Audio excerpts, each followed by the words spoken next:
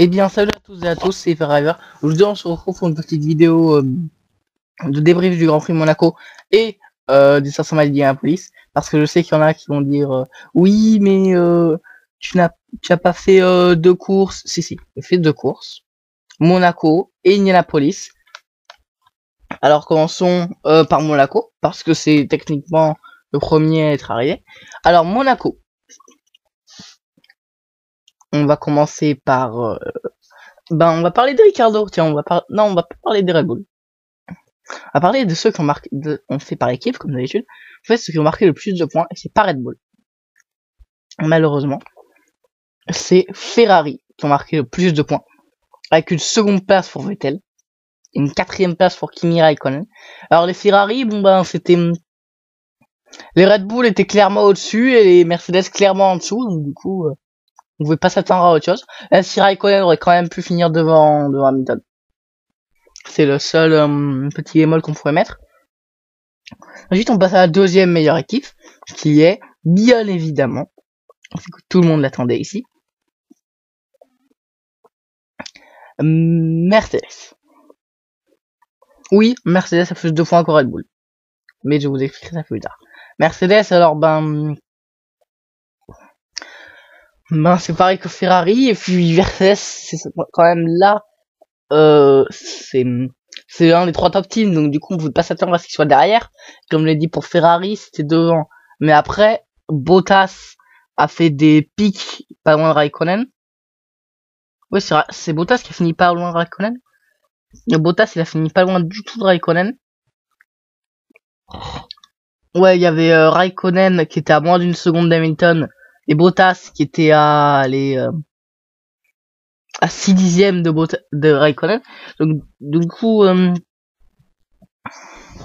ça aurait pu passer. Et le Mercedes, il n'y a pas grand chose à dire là sur ce Grand Prix. Il était particulièrement, il s'est pas passé grand chose. Maintenant, passons à Red Bull. Je sais que tout le monde l'attendait parce qu'il y a deux pilotes Red Bull. Et c'est totalement l'inverse. Ricardo, pole position, meilleur chrono de toutes les séances d'essai, je crois. Alors, rappelez-moi si je dis des bêtises, j'ai pas les noms. Pole position et victoire du Grand Prix en menant tous les tours. Tu peux pas mieux gagner que ça. Alors oui, c'est une bonne revanche sur 2016 où il avait perdu le Grand Prix à cause d'un problème d'arrêt au stand où il y avait pas les pneus. C'était... Et comme en 2016, son coéquipier a fait exactement le même accident au même virage, de la même manière. C'est-à-dire que essai libre 3, Verstappen tape le mur du deuxième virage, enfin du premier virage du deuxième S de la piscine. Et là, il casse sa suspension et il part droit dans le mur d'en face. Cette fois-ci, il a pris le vibreur et il a tapé le rail et pas été pro. Voilà, seule différence. C'est la même erreur et ça me fait penser aussi à ce que Loda a dit, que Verstappen n'apprenait pas de ses erreurs. Donc à ce niveau-là, c'était plus un problème de maturité. Parce que c'est quand même un pilote de 21 ans, il y a des pilotes plus jeunes. Leclerc, il est plus jeune par exemple, je crois. Attendez. Je crois que Leclerc, il est plus jeune que... Verstappen, oui, Leclerc, il a 20 ans. Ouais, ils ont à peu près le même âge. À peu près, quoi.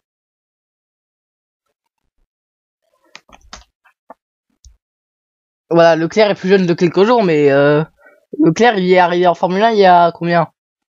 Quelques Grands Prix. Verstappen, depuis le début de l'année, ouais, Leclerc. Verstappen, ça fait depuis 2015 qu'il est là. Et il a refait quand même la même erreur. Donc du coup, ça me fait penser aussi. Ça fait bien pour ce qu'a dit Loda. Maintenant, passons à la deuxième équipe à avoir marqué le plus de points. Renault. Alors Renault, ils ont fait une consigne d'équipe spéciale qui consistait à faire passer Sainz derrière Hülkenberg parce que Sainz devait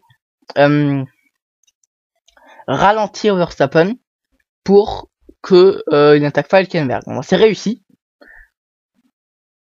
Mais l'attaque de Verstappen sur Sainz en coupant la chicane, ça on dit rien. Aussi une fois, aussi juste le tour d'avant, il avait tassé dehors, donc hein. Je sais que Verstappen la ferait un petit peu parce que il lui reste un accident à peu près. Je sais plus combien de points, 2 ou 3. Super licence, donc du coup ça fait un accident. C'est-à-dire que là, si au Canada il nous refait un crash comme nous en a fait pendant toute la saison, où il s'accroche avec quelqu'un ou quoi, eh ben il fait pas le Grand Prix de France. Pareil pour Magnussen. Donc du coup, non, les Renault c'était bien, ben on s'attendait pas à les voir au-dessus en fait. Alors deuxième équipe à avoir marqué le plus de points, enfin juste derrière Renault, on a Force India. Esteban Ocon, 6ème du Grand Prix Monaco, avec une voiture avec un châssis qui est pas censé être bon. Splendide. Pour moi, c'est le pilote de la course. Ricardo a géré, Ocon a fait un Grand Prix magnifique. Pierre Gasly, alors et donc du coup oui aussi, mais on va aussi parler de Perez. Alors Perez actuellement, qui était vu comme le prochain pilote à l'essai Ferrari, est en train de se faire mais détruire par Ocon. Détruire le mot juste, parce que je crois qu'au classement du championnat,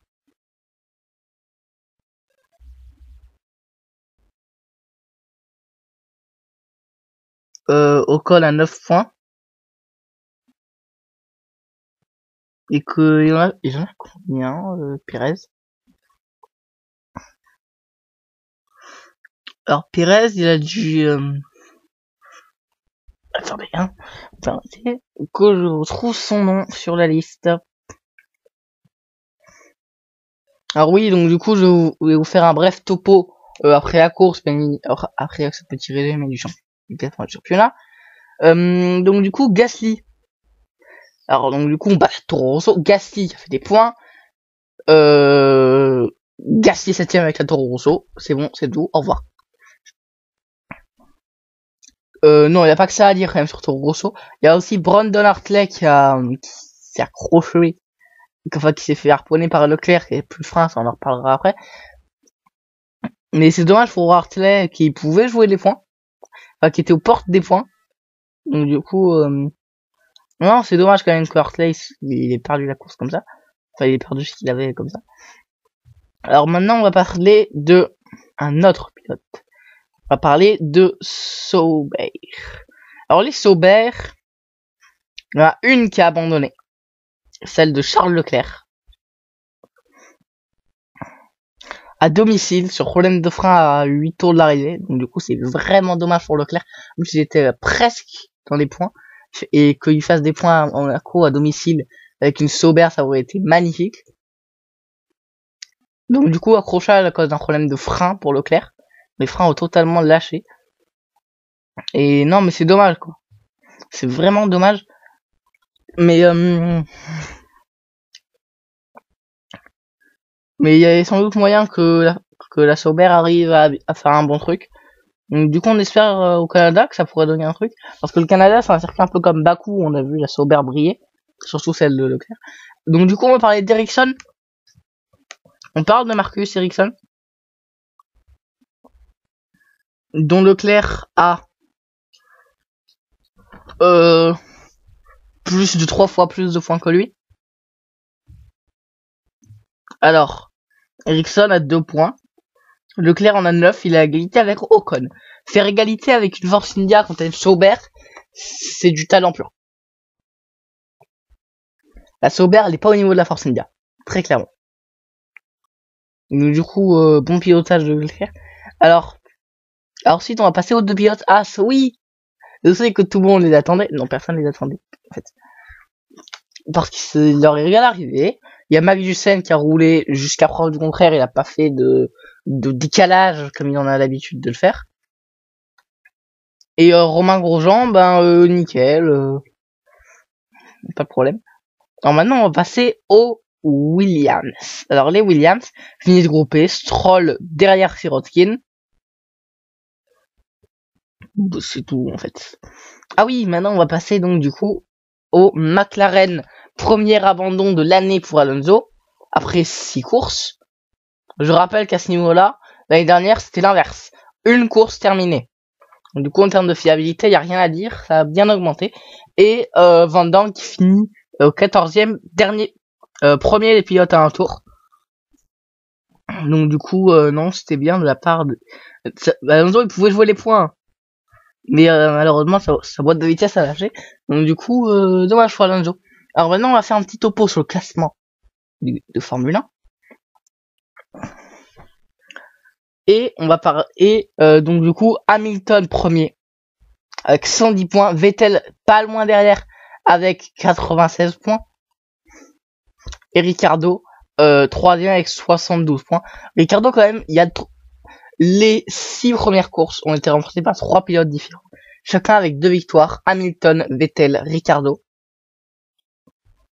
Et il y a un truc qui est incroyable quand même, c'est que Ricardo avec la Red Bull est au niveau de Vettel et d'Hamilton en termes de victoires.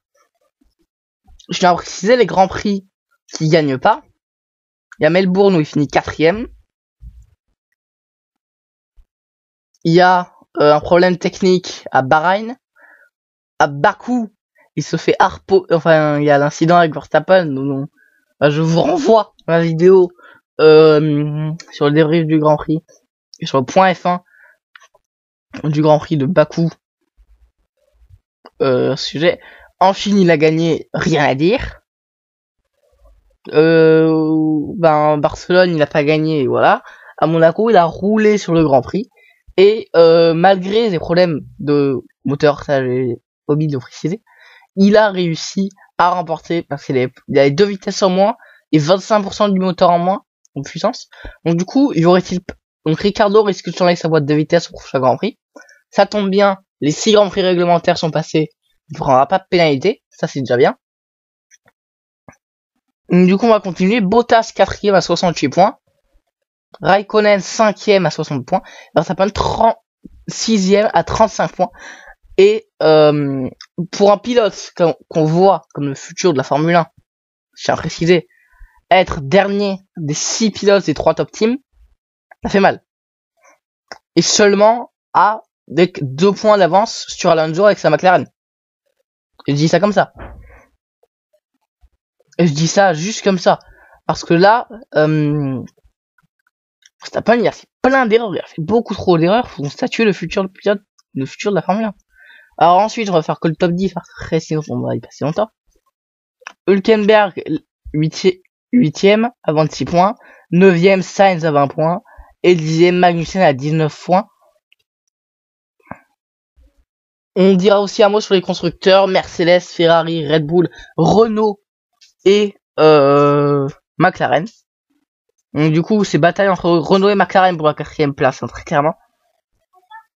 Parce que voilà, c'est ça la bataille pour l'instant. Donc du coup, on passe maintenant à Indianapolis. Hein, allez, vainqueur Will Power. Encore un Australien qui gagne. Les Australiens ont gagné les 2 courses ce week-end, donc du coup les Australiens ils doivent être vachement contents.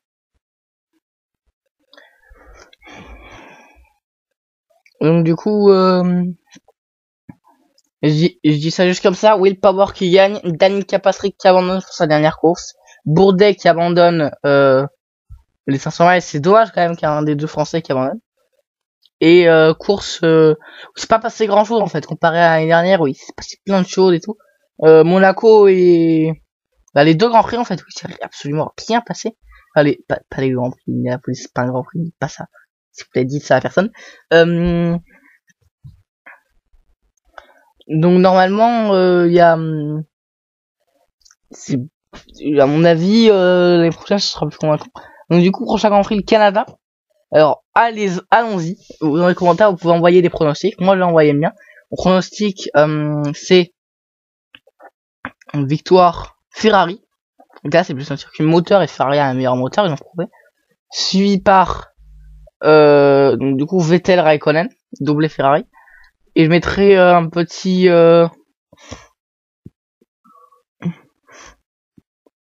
allez, un petit j'ai envie de voir Ricardo sur le podium, donc du coup je vais dire à Ricardo. Alors sur ce, on va se quitter. Prochain Grand Prix du Canada, où je débrieferai aussi Le Mans. Donc du coup vous n'énervez pas quand je vais débriefer sur le course. j'en débriefe plusieurs. Voilà. Sur ce, j'espère que la vidéo vous aura plu. N'hésitez pas à vous abonner et à mettre un petit like, ça fait toujours plaisir. Et sur ce, je vous dis ciao ciao, bye bye.